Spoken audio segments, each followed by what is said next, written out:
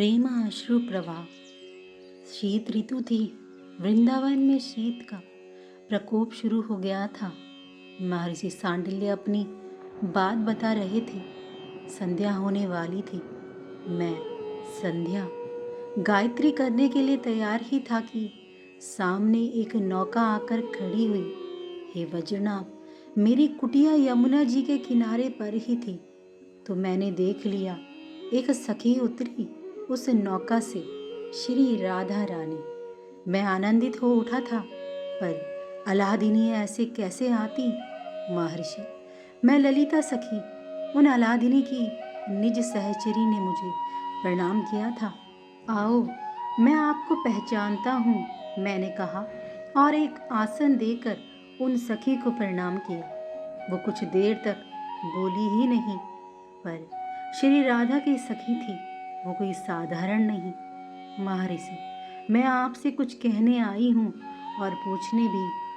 हे महर्षि, आप ही हमारा समाधान कर सकते हैं, कृपा करें। अश्रु बह गए थे ये कहते हुए सखी के। आंसू पोंछे, अपने आप को सहज बनाया। हाँ, आप कह सकती हैं। मुझ में इतनी हिम्मत कहाँ जो अलादिनी की प्रिय सखी को मना कर देता। ललिता सखी अब मुझे बताने लगी थी। महर्षि सांडिल्य, हमारी स्वामिनी की दशा ठीक नहीं है।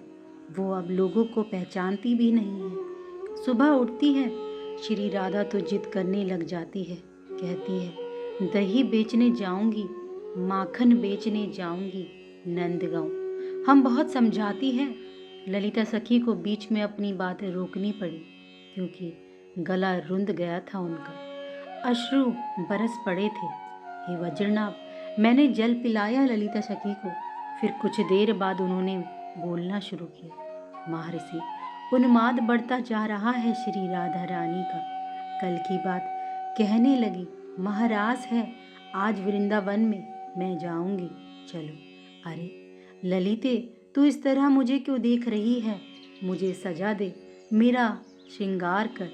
आज महाराज है, मुझे नहलाओ, उपटन लगाओ, मैं सुंदर दिखूं, अपने प्यारे को ऐसी सजाओ मुझे। पर वो तो मथुरा गए। एक सखी ने अपना मुंह खोल दिया। बस इतना सुनना था कि वो फिर मूर्छित हो गई। क्या क्या करूं मैं? कुछ समझ नहीं आ रहा। महर्षि, आपके पास आई हूं कि कोई उपाय तो होगा इसका, आप कुछ कहें। ललिता सखी मेरी ओर देखने लगी। क्या उपाय बताऊं मैं ललिता?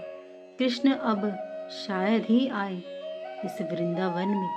मैंने इतना क्या कहा, ललिता सखी के देह में कंपन होने लगा था।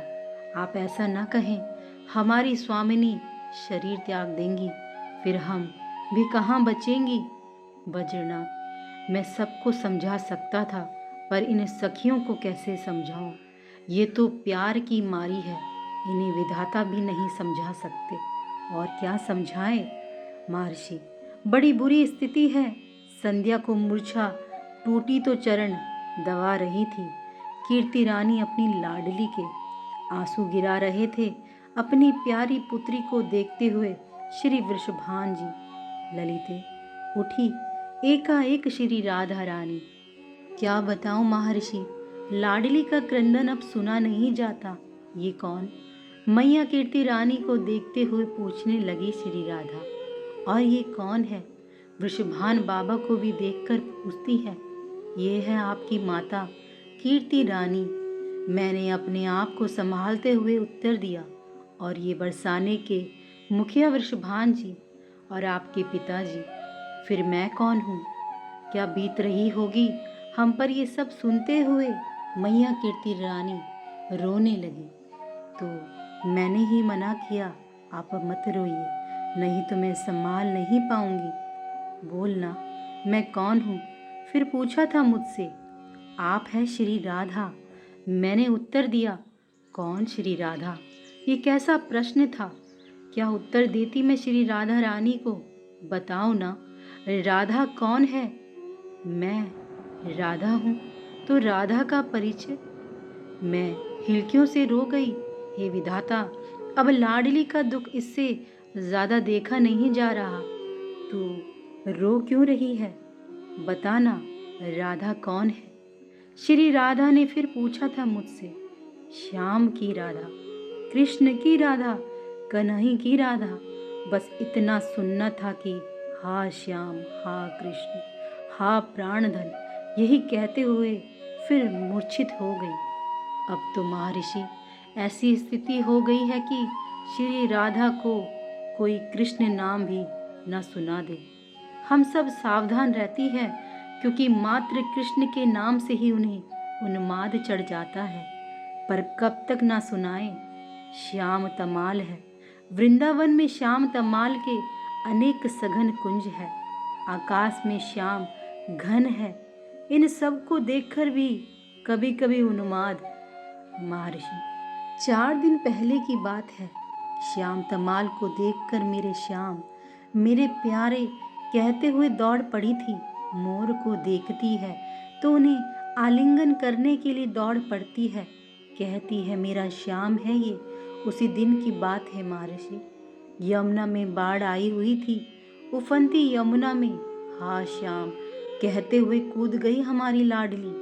उधर से चंद्रावली सखी आ गई थी।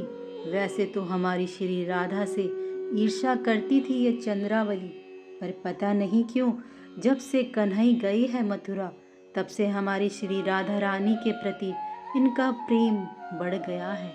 कूद गई चंद्रावली यमुना जी में और जैसे तैसे हमारी स्वामिनी को बचा लिया था। बाहर लेकर आई और चंद्रावली ने बड़ी सेवा की। जब श्री राधा को कुछ भान हुआ तब चंद्रावली यही कहते हुए उठी, तुम मत मर जाना राधा, नहीं तो वृंदावन कभी नहीं आएगा कृष्ण। मैं अब समझी हूँ, प्रेम तो श्याम ने तुझसे किया है, मैं कहाँ हूँ तेरे सामने राधा। और अगर कृष्ण ने ये सुन लिया कि मेरी प्राण आराध्य श्री राधा का शरीर छूट गया, तब तो ये कहते हुए उठी चंद्रावली, अरे इन्हें बचा कर रखो, कृष्ण आएगा, अब वृंदावन तो इसी के लिए आएगा। चंद्रावली कितनी जलती थी हमारी लाडली से, पर हमारी लाडली तो भौरी है। ईर्ष्या क्या है इन्हें पता ही नहीं है। लो, ये चित्रपट है चंद्रावली। कृष्ण का एक मनोहारी चित्र दे गई श्री राधा रानी को और ये कहती हुई गई, राधा, ये चित्र स्वयं कृष्ण ने मुझे दिया था, अपने हाथों से दिया था, पर मैं क्या करूं इस चित्र का। वो प्यार तो तुमसे करता है। लो, तुम इसे रख लो और सुनो, इसे देखती रहो, तुम जिंदा रह लोगी और तुम्हें जिंदा रखना आवश्यक है, नहीं तो हमें अब कहाँ मिलेंगे वे श्याम। राधा, तुम्हारी कृपा से, तुम्हारे माध्यम से ही अब हमें श्याम की प्राप्ति होगी। तुम खुश रहो बहन। सिर पर हाथ रखते हुए श्री राधा रानी के चंद्रावली चली गई। जी जी, धन्यवाद। उस चित्र को देखकर हमारी लाडली कितनी खुश हो गई थी। वो उसी चित्र को चूमती, सजाती, बतियाती, पर उनका उन्माद वैसा ही है। कहूँ तो उनका उन्माद और बढ़ रहा है। महर्षि, ये कब तक चलेगा? महर्षि, क्या श्याम आएंगे? ये आंसू कब तक बहते रहेंगे?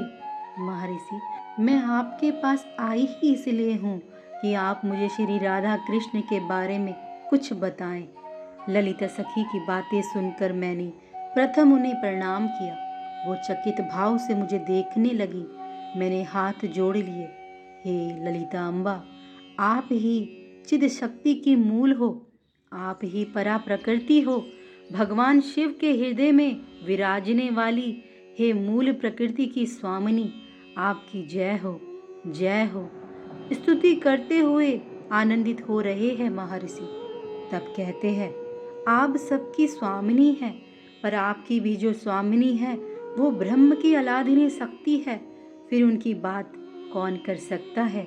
जिन सर्वेश्वरी श्री राधिका के पद नख छटा से रमा, उमा, सावित्री सब प्रकट होती है, जिन श्री राधा की घुंघरू की ध्वनि से ओंकार नाद का प्रकट्य होता है, ऐसी श्री राधा जो ब्रह्म की ही सदा बिहारिणी है, ऐसी श्री राधिका रानी के लिए आप चिंतित हो?